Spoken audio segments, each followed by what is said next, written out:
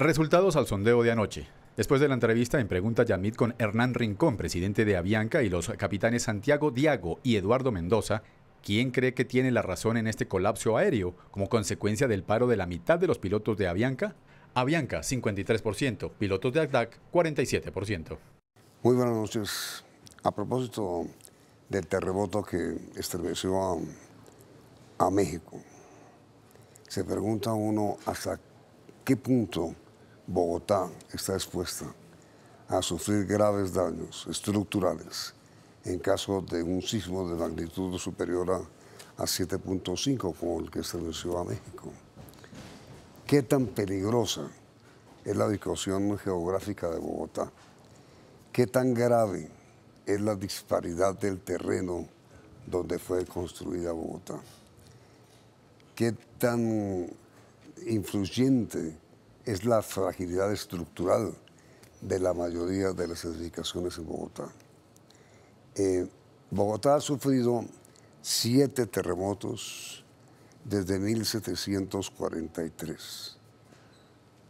De ellos, 3 fueron de una intensidad superior a 8. La Agencia Internacional de Cooperación del Japón ha dicho que cerca del 89% de Bogotá sufrirá algún tipo de daño en caso de un sismo que tenga una intensidad de 7.5. ¿Y cuáles son las zonas del país más susceptibles en caso de un sismo? En Bogotá, ¿cuáles son las zonas más expuestas? Nuestro invitado de esta noche es el doctor Flavio Romero. Él es presidente de la Sociedad Colombiana de Arquitectos. A ver, doctor Romero, ¿qué tan susceptible es Bogotá de sufrir un daño grave en caso de un temblor de 7.5 grados? Gracias, Yamit. Muy buenas noches. Bueno, el mapa sísmico colombiano ubica a Bogotá como una zona intermedia. Colombia se ha clasificado en 3 zonas: de baja intensidad, zona intermedia y zona alta. Bogotá está en la zona intermedia. De verdad que Colombia se puede considerar afortunado en el tema de los terremotos. El último grande que conocemos fue en el año de 1999. El de Popayán. El de 1999 fue el de Armenia Quindío. El de Popayán fue en el año de 1983. Armenia, sí. Y precisamente ese impulsó para que la Asociación de Ingeniería Sísmica Colombiana elaborara el primer reglamento de normas de sismoresistencia para el país. Y eso pues lo que ha hecho es tomar conciencia desde ese momento y que se empiece a aplicar ese reglamento. ¿Y por qué fue tan grave el terremoto en Popayán? Bueno, entre otras cosas, recordemos que es una arquitectura colonial, una arquitectura que fue hecha por nuestros antepasados, y se habla de que poco a poco estas casas fueron siendo un poquito abandonadas, y en el momento en que vino el terremoto pues tenía mucha falta de mantenimiento, y realmente pues son eventos que nadie espera, y esos materiales en los cuales fueron construidos no resistieron en su momento. Lástima, porque se perdió un patrimonio muy importante de una de las ciudades históricas de nuestro país. Pero casi todas nuestras ciudades tienen esa deficiencia, que no tienen construcciones con sismoresistencia. Bueno, sí, efectivamente. Hablando de la norma de sismoresistencia, una modificación hubo en el 98, en el 2010 fue la última que tenemos ahora que está vigente, y todas las construcciones que se hacen a partir de ese año deben de cumplir con ese reglamento de sismoresistencia. Todas estas edificaciones están obligadas, hay controles para que se cumpla. Digamos que el filtro más importante en este momento es la curaduría urbana, que tienen esa obligación. Y quiero que sepa pues que eso nos da mucha tranquilidad siempre y cuando los ingenieros, calculistas, pues se ciñan a estas normas. Hay casos especiales como el caso de lo que nos sucedió en Medellín. En Medellín pues se nos cayó un edificio, entre otras porque a pesar de que tenía todos los permisos legales, el ingeniero no cumplió en ese momento con las normas de sismoresistencia. Quiso, en cierta medida, según tenemos información, quiso innovar en este tema, y resultó que no le resultó ese cálculo estructural como lo había previsto, y nos condujo a esta tragedia. Pero a ver, los curadores tienen una obligación de no expedir ninguna licencia para ningún tipo de edificación si no se presenta un certificado de sismoresistencia. Si un ingeniero calculista, quien es el responsable del cálculo estructural de la edificación, no ha cumplido con las normas de sismoresistencia, usted tiene la obligación de revisarlo. Sin embargo, en el año de 2016 salió una nueva normatividad en el cual se establece la obligatoriedad de que el dueño del proyecto para construcciones mayores a 2.000 metros cuadrados debe contratar a un revisor de los diseños para verificar el cumplimiento de la normatividad tanto en los componentes estructurales y no estructurales. Entonces es otro elemento más a raíz de la caída del SPACE que le da a la ciudadanía la tranquilidad que esas edificaciones nuevas, legalmente con licencia, pues indiscutiblemente cumplen con las normas de sismoresistencia en el país. Mire, doctor Romero, ¿cuántos arquitectos tiene Colombia? Estamos alrededor de 70.000 arquitectos en todo el país. ¿Pero afiliados a la sociedad? No, a la Sociedad Colombiana de Arquitectos es voluntaria la afiliación. Aquí no tenemos la colegiatura y tenemos un poco más de 6.000 arquitectos afiliados a nuestra organización. ¿Y por qué no se afilian todos? Bueno, pues cada uno es libre de... No, pero digo, si las normas que le dan seguridad a un país sobre, por ejemplo, a la sismoresistencia corresponden a una organización como la sociedad, ¿por qué no se afilian todos? No. Independientemente de que estén afiliados o no, el arquitecto y el ingeniero deben de cumplir con la normatividad vigente en el país, Pero, independientemente de que esté en nuestra asociación o no. Pero en el caso de Medellín no ocurrió. En el caso de Medellín, Space, digo. En el caso de Medellín, del SPACE, pues usted sabe muy bien que son profesionales altamente reconocidos en el medio. Sin embargo, pues se equivocaron. ¿Y Cartagena? Cartagena, pues usted sabe lo que pasó hace poco con el edificio Blas de Lezo 2 que colapsó. Sí. Este era un edificio, digamos, ilegal, que no tuvo licencia de construcción y que fue hecho en cierta medida de manera empírica. Y hay varias las razones por las cuales se nos cayó el edificio. Le preguntaba por cuántos arquitectos tiene Colombia por eso. Es decir, se supone que los miembros de la sociedad no cometen irregularidades como las que se han venido descubriendo. Se supone. Bueno, la verdad que nuestros asociados son profesionales de alta calidad. Sin embargo, el ser humano se puede equivocar. Hay unos que lo hacen de manera ingenua y hay otros que pueden hacerlo de manera, digamos, a propósito, obligada. Ellos son investigados. El arquitecto que incurra en una falla a la ética, y entre otras está no sacar la licencia de construcción o no construir con las normas vigentes, puede ser sancionado por el Consejo Profesional Nacional de Arquitectura y sus profesiones auxiliares. Mire, doctor Romero, hay un mapa que aparece en este momento en pantalla que fija las zonas de bajo riesgo, de medio riesgo o intermedio riesgo y de bajo riesgo. Sí. Todo el sur del país tiene bajísimo riesgo, ¿no? Todo. Pues Amazonas, Putumayo, Guainía, etc. Sí, efectivamente es así. Los que tienen más riesgo son los que están muy próximos al Océano Pacífico. Por eso podemos ver cómo Chocó, Cali, Popayán, Pasto, Mocoa, Neiva y el eje cafetero en esta zona próxima son de alta, digámoslo así, de alto impacto sísmico. Bucaramanga, Cúcuta y en los Santanderes también se presenta esa posibilidad de que son zonas que se pueden presentar con alta intensidad. Que es donde han ocurrido, pues Popayán, Armenia, Quindío, Nariño. Así es. ¿A qué se debe ese fenómeno? Bueno, se debe, fíjese que la explicación es que la placa del Océano Pacífico se está metiendo por debajo de la placa del continente americano. Y eso allí está, ese movimiento que se está presentando en ese desplazamiento de las placas está contribuyendo, según la explicación dada por unos ingenieros expertos en la materia, está produciendo esos fenómenos. Y usted bien lo ha dicho, ahí es donde se han producido los sismos. Y base de estos mapas en Colombia obedecen al historial sísmico que se ha producido en el país y que ha venido siendo registrado. En cambio, por ejemplo, ciudades como Cartagena o Barranquilla son de baja probabilidad de que ocurran estos sismos y que sean de alta peligrosidad. Y esto lo que hace es un indicativo para que los diseñadores tengan en cuenta y puedan allí cumplir con otros requisitos esas edificaciones. Digamos que el riesgo intermedio están Sincelejo, Montería, Medellín. Sí, señor. Medellín de riesgo intermedio o no intermedio. Intermedio, está clasificado como intermedio, así como lo está clasificado la ciudad de Bogotá e Ibagué. No, pero Bogotá. Bogotá es intermedio. Bueno, no estamos tan expuestos. Aunque si usted ve la línea del mapa, estamos muy cerca a esa zona donde es de alta intensidad. Y digamos, muy bajo es Cartagena, Barranquilla, Santa Marta, Valledupar, Riohacha. Afortunadamente. ¿Cuál es el origen de que estas zonas como Cali, Popayán, Neiva,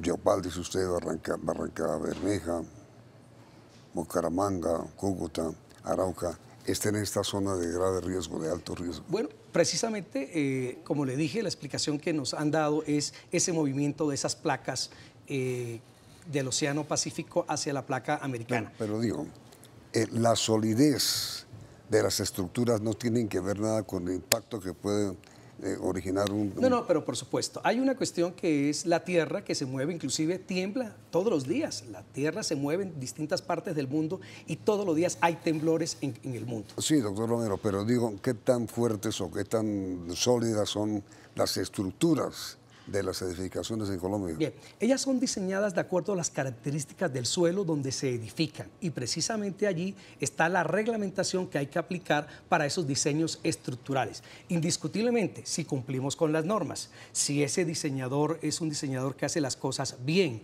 si utilizamos los materiales adecuados, si se construye de acuerdo a esos diseños que fueron aprobados y hechos por un ingeniero que se ha formado a lo largo de los años para ser calculista de edificaciones, eso nos da aún mayor tranquilidad. O sea, no solamente son las características del suelo, sino la intervención que hace el ser humano en ese espacio específico y que lo que queremos es que mitiguen todos los posibles efectos que pueda tener un sismo para darle seguridad a esas personas que habitan estos espacios. Pero ahora, mira, doctor Romero, en el caso de Bogotá no tiene POT vigente prácticamente. Lo está redactando el doctor Peñalosa hace varios meses. El POT debe contener esas medidas, ¿no es cierto? Por supuesto que el POT debe involucrar, uno de los insumos fundamentales es las amenazas y riesgos que se presentan en el territorio específico, no solamente de sismo, sino otra serie de amenazas, inundaciones, remoción en masa, etcétera, etcétera. Es un insumo fundamental y la ciudad tiene que zonificarse en base a esas zonas que tienen mayor probabilidad o mayor fragilidad en cuanto a un fenómeno de la naturaleza. Ese insumo, pues lo que indica es, hombre, aquí ustedes tienen que utilizar a través del código de construcción correspondiente unas especificaciones concretas que le dan mayor tranquilidad a esas edificaciones y a las personas que compran en esas edificaciones. Es que, por ejemplo, el Consejo de Bogotá, que hizo un debate sobre el tema hace unas horas, concluyó que las localidades de Bogotá, que serían más afectadas en caso de un terremoto con 7.5, serían primero Chapinero, segundo Usaquén y Fontibón, tercero Santa Fe y San Cristóbal, cuarto Barrios Unidos, Don Juelito, Rafael Uribe, quinto La Candelaria, sexto Suba y Ciudad Bolívar y por último Bosa. ¿Por qué Chapinero sería la zona de mayor riesgo? Bueno, básicamente, en primer lugar, creo que tiene que ver con las características propias del suelo de ese lugar. En segundo lugar, pues recordemos que Chapinero es un desarrollo en la ciudad de Bogotá de hace ya alrededor de unos 60 años aproximadamente. Recordemos que primero fue el centro de la ciudad y con el desarrollo urbano, pues nos fuimos trasladando hacia esta zona importante de la ciudad. Allí hay que hacer mucho énfasis en las edificaciones. La mayoría de las edificaciones fueron construidas antes de 1984, cuando teníamos el Código de Sismo Resistencia. Muchas de esas edificaciones tienen que adaptarse a la normatividad de manera paulatina para mitigar esos riesgos. Ahora, mire, después de comercial, doctor Romero, lo siguiente. ¿Qué tanto chequea la sociedad que usted preside que los arquitectos que están vinculados a ella cumplan con esas normas antisísmicas inmediatamente después de comercial?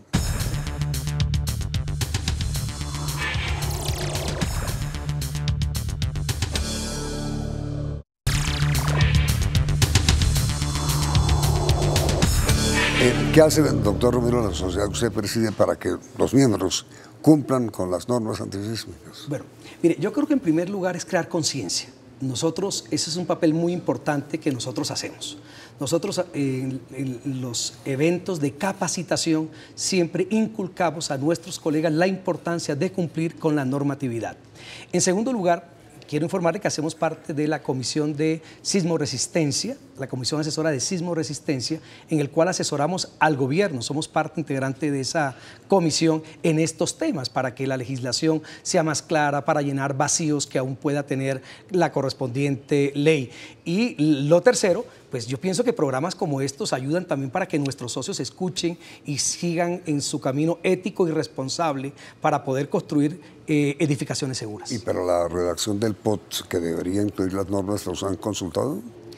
Bueno, pero por supuesto, nosotros somos los primeros que les decimos, pilas, este es un insumo fundamental que lo dice en la misma ley, hay que hacer esos estudios de riesgo y amenazas, hay que respetar el medio ambiente como otro insumo fundamental que hay que tener en cuenta y finalmente todo el patrimonio arquitectónico y cultural que tiene cada uno de los territorios. Estos tres insumos son fundamentales para poder ordenar nuestro territorio. Ahora, mira, doctor Romero, ¿por qué se caen en Bogotá, en Colombia, cuando ha ocurrido algún terremoto o algún temblor importante, se caen las edificaciones más o menos modernas y no las viejas?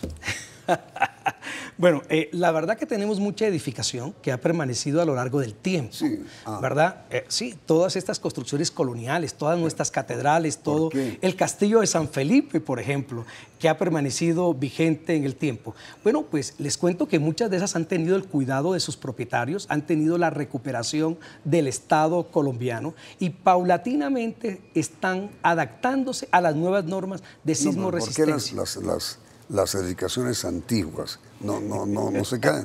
Se caen y no quiero que se caigan, porque sí, indiscutiblemente puedo decirle que hay nuevos materiales hoy día, como el hierro, como el concreto, que hacen que estas estructuras sean más livianas y las personas pueden llegar a pensar que por el hecho de que... ¿O más susceptibles? No son más susceptibles. Lo que pasa es que el ojo humano le da a entender que el hecho de que tengamos unas paredes de 80 centímetros o de 1 metro, pensamos que son mucho más resistentes. Que eso era lo de antes. Que eso era una manera de construir en el pasado. Pero hoy la nueva tecnología ha avanzado considerablemente y inclusive todas estas construcciones metálicas en acero que tenemos de hace muchísimos años en el mundo dan la seguridad.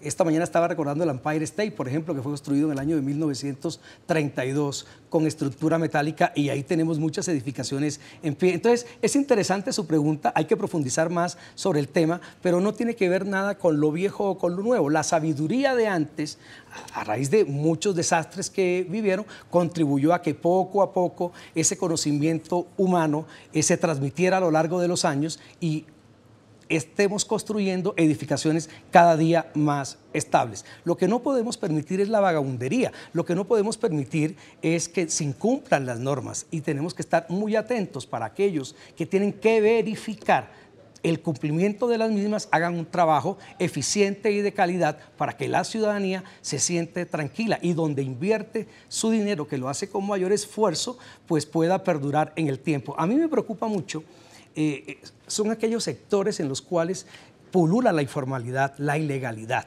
Recordemos que nuestro país está en un 70-80%, donde la mayoría de las edificaciones son espontáneas, donde la mayoría de las edificaciones... Espontáneas informales. Espontáneas e informales, con otra condición, con una precariedad en los recursos económicos de nuestra población que hace que muchas veces utilicen los materiales más económicos que hay en el mercado, que no utilicen el block, ese sencillo que hay, con las mejores calidades y condiciones estructurales para poder perdurar en el tiempo. La espontaneidad de que la familia inicia con una edificación, un piso, y poco a poco, con el correr de los años, cuando va creciendo la familia, pues va metiendo el otro piso y otro piso, y en ese momento la memoria falla en el sentido de no recordar las tragedias. La tragedia como la de México nos recuerda un poco que somos frágiles, que tenemos que tener cuidado. Allí el gobierno debe hacer un esfuerzo muy grande para que toda esta construcción informal de nuestros barrios populares pueda tener bastante solidez, porque realmente tras de que tienen unas condiciones económicas muy difíciles, son los primeros que pierden sus espacios cuando viene una tragedia de esta naturaleza. La gran conclusión, doctor Romero, es que como consecuencia de la enseñanza trágica de México, todos los planes de ordenamiento territorial en Colombia deberían tener incluida previsión para esos casos. Es fundamental. Salvar la vida de las personas es lo más importante. Hay la responsabilidad de los actores locales de definir aquellas zonas las cuales son más vulnerables para de esa forma, en primer lugar, evitar que nuevos asentamientos se ubiquen en esos espacios. Tratar de ver de qué manera se mitigan aquellos que ya están ocupando esos espacios vulnerables para que puedan seguir viviendo con relativa seguridad en esos espacios. Caso muy curioso, cuando un plan de ordenamiento territorial define aquellas zonas frágiles desde el punto de vista ambiental y desde el punto de vista de vulnerabilidad por parte de amenazas y riesgos, pues los dueños de esas tierras lo que hacen es promover invasiones. Promueven esas invasiones y ahí se ubica la gente que necesita de un espacio, de una vivienda. Y vuelvo y le repito, al final son los más afectados cuando sucede un fenómeno de esta naturaleza que va a seguir presentándose, porque la tierra está viva, la tierra se mueve todos los días. Entonces es muy importante y es una responsabilidad social muy grande definir todas estas zonas en las ciudades y tener en cuenta para allí definir reglas claras para que esas construcciones sean lo más seguras posible. Ahora, no hay nada que meta más susto que un temblor, pues, porque le muestra a uno la impotencia ante la naturaleza, ¿no es cierto? ¿Qué tan susceptible es Bogotá de que sea seriamente afectada si hay un temblor serio? Bueno, hablamos de que Bogotá tenemos a la gente bastante preparada en nuestro país.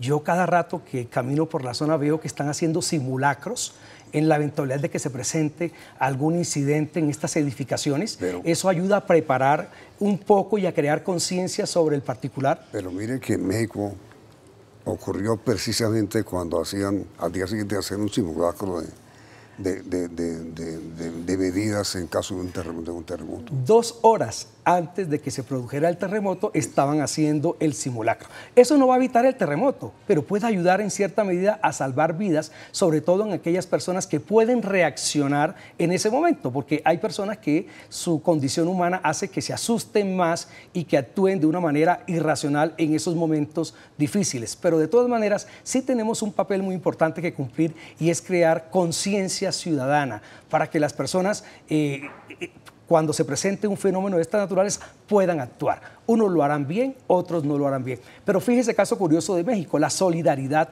que se produce en estos hechos. Todo el mundo reacciona una vez pasa el fenómeno y todo el mundo contribuye a ayudar a salvar vidas desconocidas, pero que tienen valor para todos. ¿Y usted siente, doctor Romero, que en general, tanto Bogotá como Colombia están culturalmente preparados para hacerle frente a un temblor fuerte?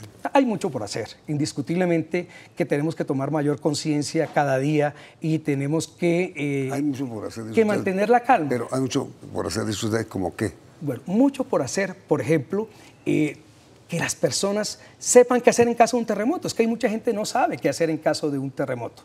Entonces, ya por ahí es un comienzo muy importante. Hay mucho por hacer por parte de las autoridades para que tengan los equipos adecuados para actuar de manera inmediata cuando se produce un suceso de esta naturaleza. Primero, no moverse del sitio donde está. Eso es, sí, porque no puedes hacer mucho. Segundo, no correr a buscar escaleras. No salir a buscar escaleras. Ni ascensor. Ni ascensor. Y eso de protegerse debajo de una mesa o algo así, o debajo de una puerta. Esa es la enseñanza que tenemos nosotros del pasado y esas enseñanzas están siendo reevaluadas. Eso no. Cuando yo hice la pregunta, me informaron que no es conveniente hacerse debajo de los dinteles de las puertas. Es mejor en el triángulo de vida. ¿Qué es el que usted acaba de mencionar? Sí, estar al lado de una cama, por ejemplo. Pero estas camas tienen que ser también un poquito fuertes, al lado de un mueble que de todas maneras sea resistente. Eso lo que quiere decir que en la casa por lo menos tenemos que comprar algunos muebles hechos con unos materiales fuertes y resistentes que en un momento dado nos ayude a proteger. Hay que mantener la calma, no podemos todos desesperar en este tipo de elementos. Hay que pensar hacia dónde ir para evitar, por ejemplo, caídas, evitar otra serie de fenómenos. Pero la conclusión suya, doctor Romero, es que en general el país está adecuadamente preparado para hacerle frente a un temblor fuerte. Estamos avanzando y nos falta mucho por recorrer.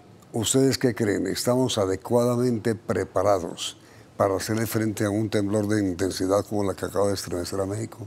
¿Sí o no? Las respuestas a este sondeo saldrán mañana en este programa. Enseguida los invitamos a ver Caso Cerrado, aquí en el canal.